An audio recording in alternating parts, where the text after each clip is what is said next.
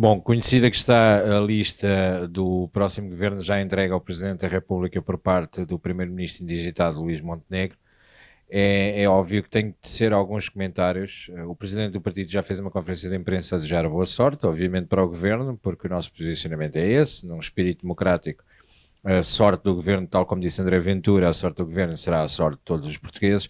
mas existem aqui alguns nomes que têm que ser comentados. Eu vou recorrer aqui da mensagem e da notícia, dizer o seguinte: em relação a Joaquim Miranda Sarmento, já fiz o meu considerando hoje,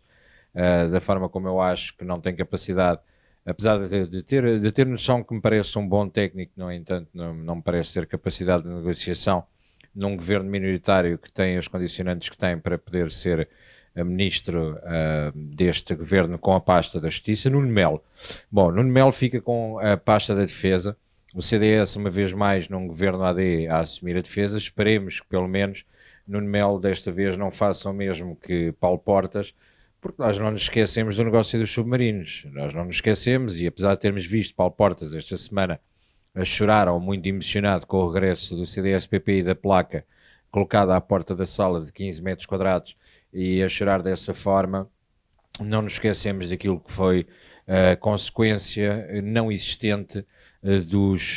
da compra dos submarinos em Portugal, quando lá fora, nomeadamente na Alemanha, teve consequências diretas. A Ministra da Justiça, tal como disse André Ventura, não me parece que tenha grande historial académico para estar à frente de uma pasta desta que precisa de uma reforma bastante séria, mas depois aparecem aqui nomes mais graves que eu acho que têm que ser escrutinados. A Ministra da Administração Interna é Margarida Blasco. Margarida Blasco esteve durante vários anos à frente da IGAI, e enquanto esteve à frente da IGAI foi uma das pessoas que maior perseguição fez aos agentes da autoridade, nomeadamente acusando os agentes da PSP de abuso de autoridade e inclusive de racismo. Portanto, Margarida Blasco vem agora a assumir a pasta que tutela as forças de segurança, depois de ter tido uma guerra aberta com a PSP enquanto foi a responsável da IGAI, o que me parece que à partida não vai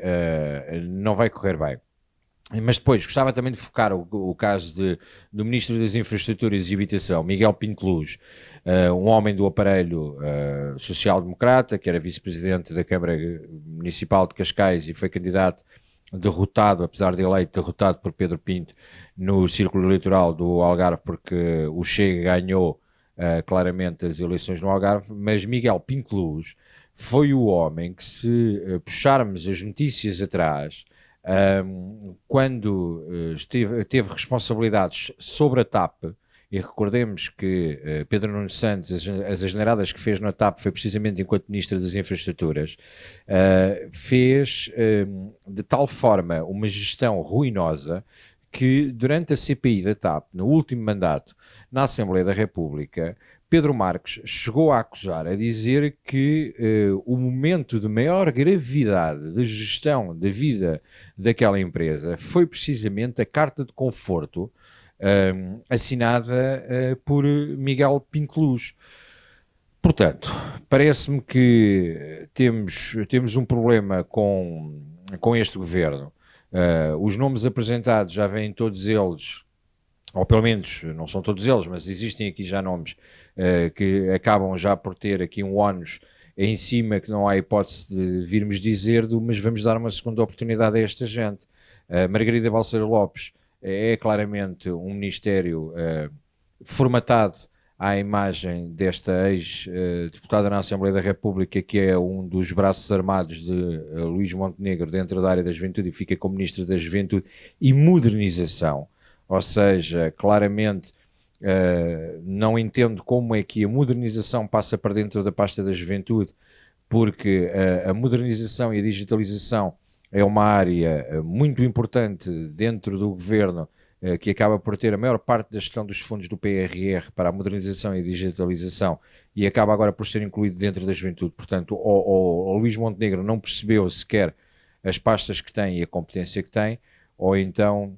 há aqui qualquer coisa que não está certo. Pela primeira vez não temos o Ministério do Ensino Superior e acaba, ou pela primeira vez nos últimos anos, acaba por ser escondido no meio de tudo isto, não sei se com uma tentativa de resolver alguma situação, aniquilando o governo, ou aniquilando o Ministério, considerando assim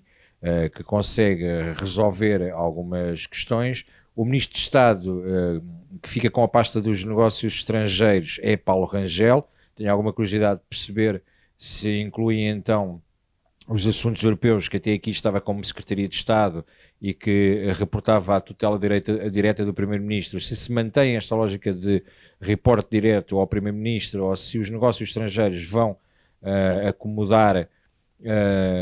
os assuntos europeus e tudo o resto que tem a ver com as relações internacionais. Portanto, é uma das questões que deixo em aberto para tentarmos perceber o que aqui está. Manuel Castro de Almeida, numa pasta que eu lidei muito no último mandato,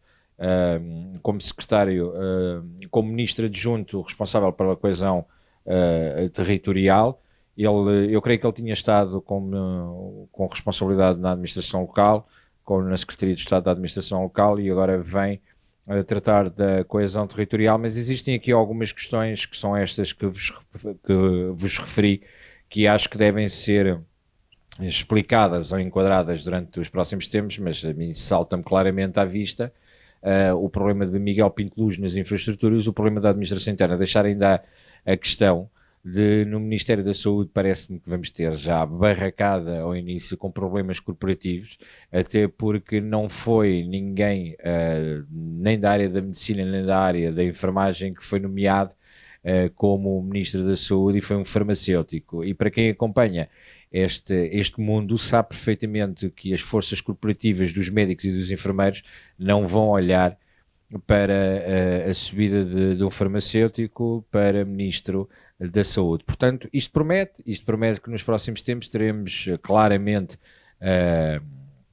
as profissões ou as diversas atividades, áreas de atividade na rua. Espera-se, obviamente, muita contestação social para um governo que quer gerir por decreto, que quer ir pouco à Assembleia da República, que terá de 15 em 15 dias os debates quinzenais, a menos que o PS se junte ao PSD para tentar acabar com os debates quinzenais, mas não me parece que vai existir uma revisão de regimento agora. Portanto, teremos muita contestação na rua, era isso que queria dizer há pouco, teremos muita contestação na rua, não tenho grande dúvida acerca disso, até porque as classes profissionais com grande força, parece-me que não vão aceitar muito bem estes nomes que aqui estão expressos, além depois das incompatibilidades, não são incompatibilidades legais, mas sim morais de algumas pessoas, e que volto a reafirmar na questão